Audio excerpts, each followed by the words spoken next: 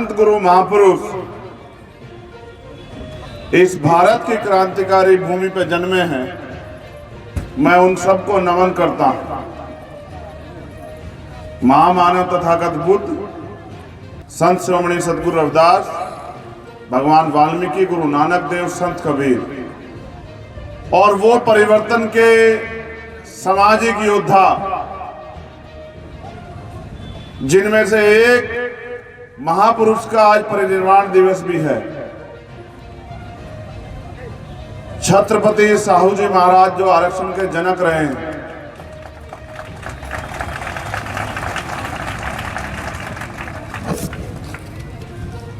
राष्ट्रपिता ज्योतिबा फूले, पेरियार रामास्वामी नायकर, पेरियार लल्ले यादव, बाबू जगदेव प्रसाद कुशवाहा, जननायक कपूरी ठाकुर, महामना रामस्वरूप वर्मा, चौधरी महाराज सिंह भारती, उनके साथ साथ नारायणा गुरु संत गाड़गे जी महाराज, मान्यवर दीना भाना वाल्मीकि जी और मान्यवर काशीराम साहब को भी नमन करता हूं। मैं नमन करता हूं उस शख्सियत को जिसकी वजह से इस देश के करोड़ों शोषित, वंचित और इस देश की सभी महिलाओं को सम्मान का जीवन मिला।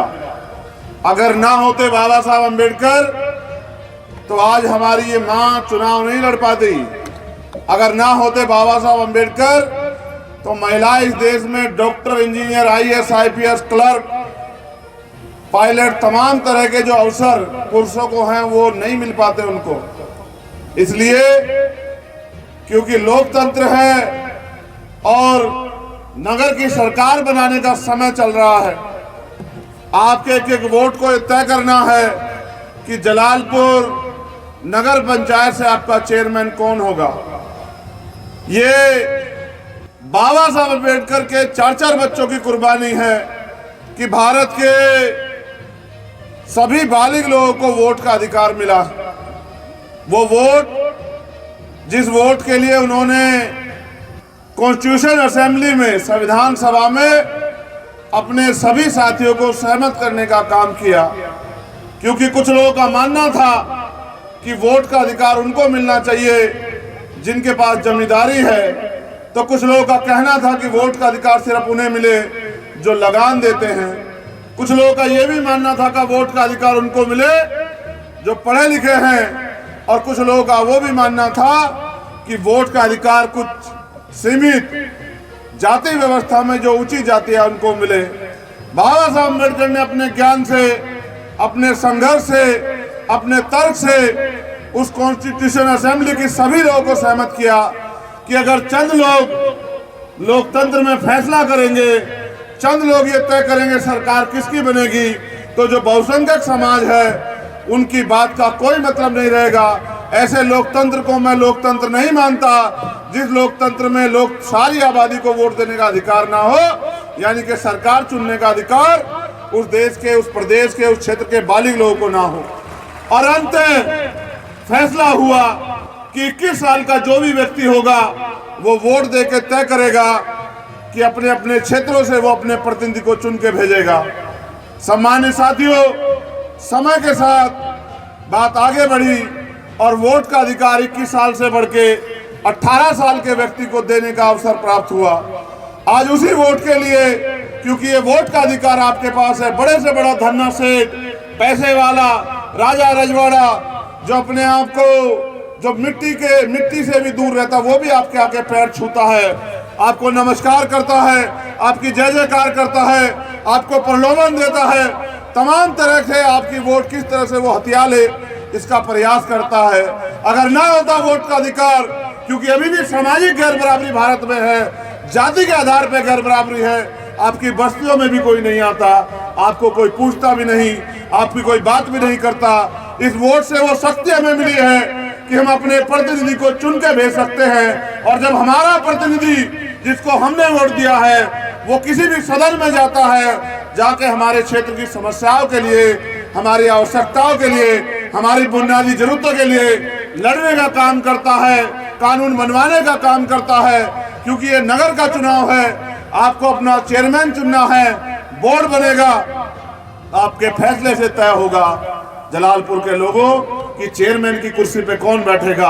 पहले तो राजा रजवाड़े बैठते थे, संविधान ने दी है ताकत कि दलित पिछड़े वर्ग के लोग भी, आदिवासी वर्ग के लोग भी, इनकी बहन बेटियां भी चेयरमैन, मेयर और MP MLA बनने लगी हैं, डॉक्टर, इंजीनियर, IAS IPS बनने लगी है।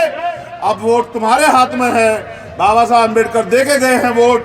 मान्यवर काशीराम साहब ने गली गली जाके बताया कि जिनका वोट है उनका राज होना चाहिए। पहले जिनका वोट न कम था उनका राज था। जब उन्होंने बात समझाई और बड़े पैमाने पे लोगों की समझ में आई तो लोगों ने अपनी वोट का सही प्रयोग करना शुरू किया।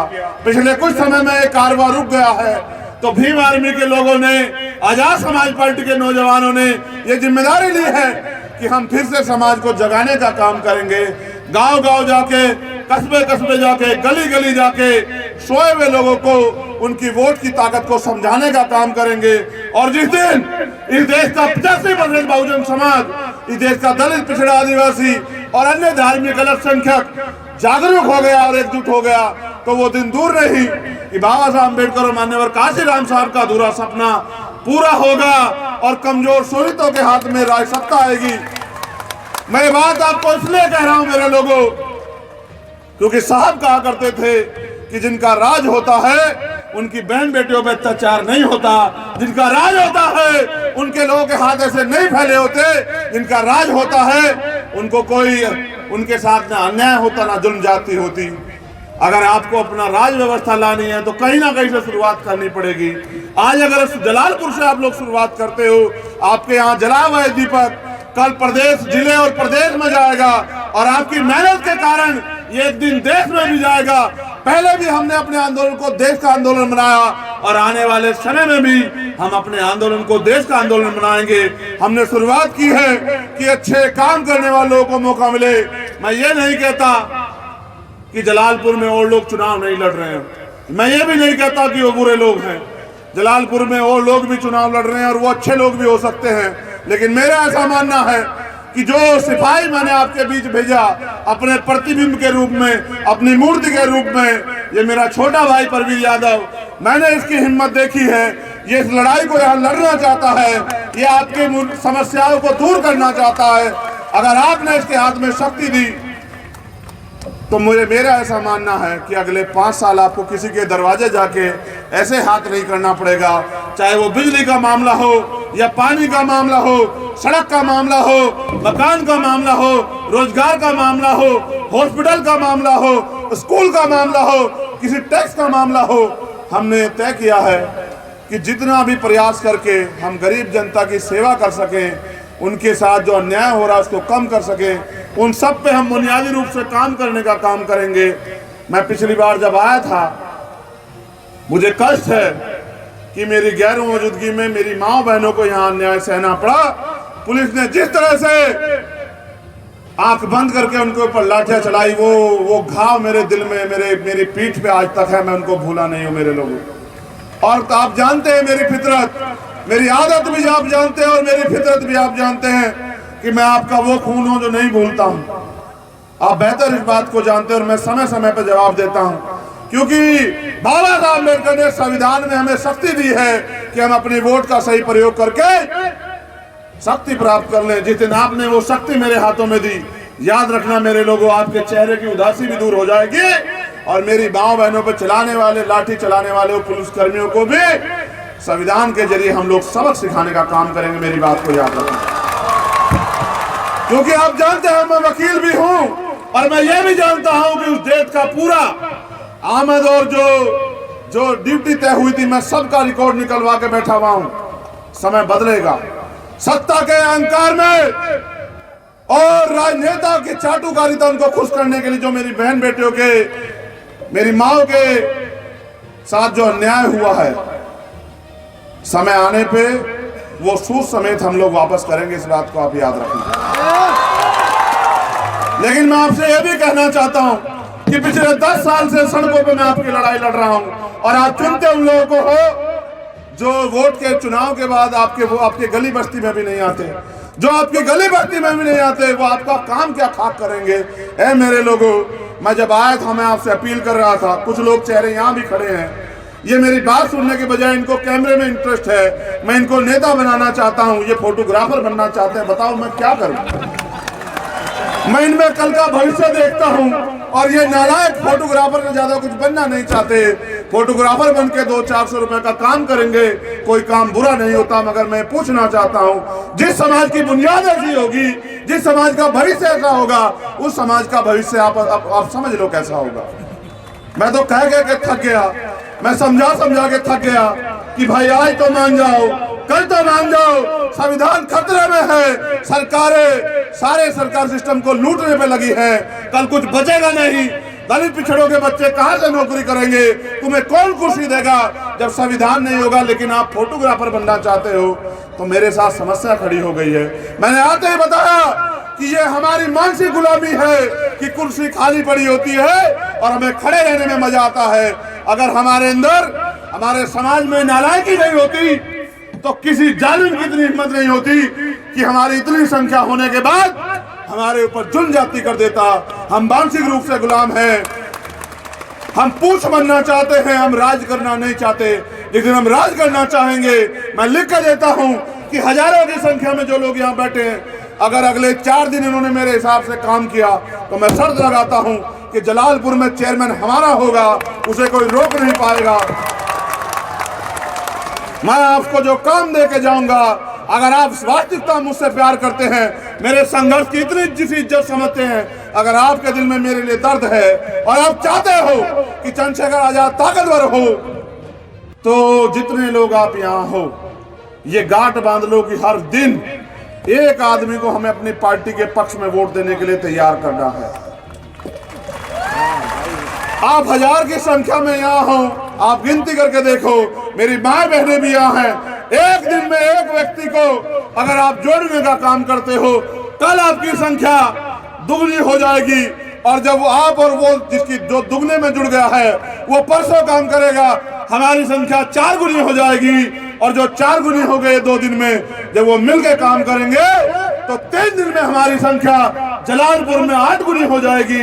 लोगों को वोट देनी है, उनको नेता चाहिए, ऐसा नेता जो शासन प्रशासन पे गलत करने से आंख मिला के बात करे। मैं इनके पीछे खड़ा हूं, इसलिए खड़ा हूं कि ये काम करना चाहते हैं, इनको शक्ति देना आपके हाथ में है।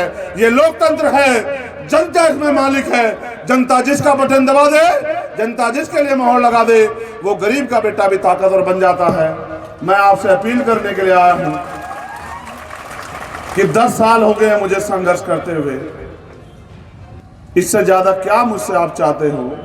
अगर आप चाहते हो कि मैं कुछ करके दिखाऊं तो फिर आपको मुझे राजनीतिक शक्ति देनी पड़ेगी। और अगर आप चाहते हो, क्योंकि जब मैं आपकी लड़ाई लड़ता हूं, गौर करना मेरी इस बात को, आप सब लोग भी गौर करना, नीले पट्टे डालने से नहीं होता अम्बेडकरवादी, नहीं होता मिशनरी। उसके लिए पसीना बहाना पड़ता है, उसके लिए गलियों गलियों जाके खाक छाननी पड़ती है, उसके लिए मुकदमे, लाठी, गोली सब खानी पड़ती है।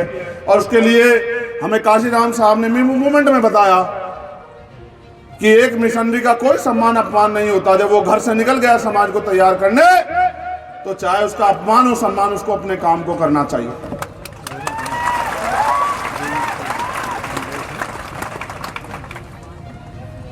मैं एक बात आपको मानसिक गुलामी पर कहना चाहता हूं, और मेरा पूरा मानना है कि आप मेरी बात को समझोगे। मैं अक्सर इस बात को समझाता हूं कि एक विशालकाय पशु होता है जिसका नाम होता है हाथी। जब वो छोटा होता है बचपन में, तो महावत उसके पैर में एक मोटी सी संखल डाल देता है और उसकी क्षमता नहीं होती कि वो संखल को तुड़ा पाए। वो पूरे जोर लगाता है लेकिन संखल नहीं तुड़ा पाता। एक लंबे प्रयास के बाद उसको ये एहसास हो जाता है कि तू इस संखल को नहीं तुड़ा सकता। जब वो बड़ा हो जाता है, बहुत शक्तिशाली हो जाता है, तब उसके पैर में मोटी संखल की जगह एक पतली सी बेड़ बांध देते हैं। लेकिन उसके दिमाग में ये बात असर कर गई है कि तू नहीं छुड़ा सकता इसको। फिर वो कभी हिम्मत भी नहीं जुटा पाता उसको छुड़ाने की। इसको मानसिक गुलामी कहते हैं। वोट आप देते हैं, आप बनाते हैं चेयरमैन, आप बनाते हैं विधायक, आप बनाते हैं पार्षद, सभासद आप बनाते हैं, MP, अगर आप वो वोट जो दूसरों को दे रहे हो आप इसको वोट दोगे तो कैसे नहीं जीतेगा आपका प्रत्याशी, आप बताओ मुझे। एक और बात जो मुझे आपसे कहनी है, मेरे नौजवान भाइयों को सुनना चाहिए।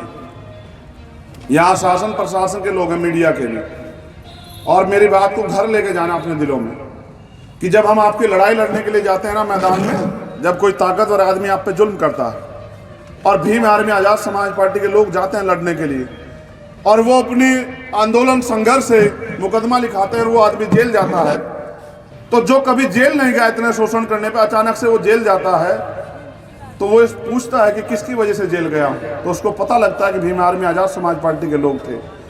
ये जो लोग मेरे एक इशारे पे आंख बंद करके आपकी लड़ाई लड़ने चले जाते हैं, वो ताकतवर लोग अगर सरकार के हों या सरकार के ना भी हों, वो अपनी ताकत का इस्तेमाल करके मेरे इन कार्यकर्ताओं को तोड़ने का काम करते हैं, इन पे झूठे मुकदमे लगाते हैं।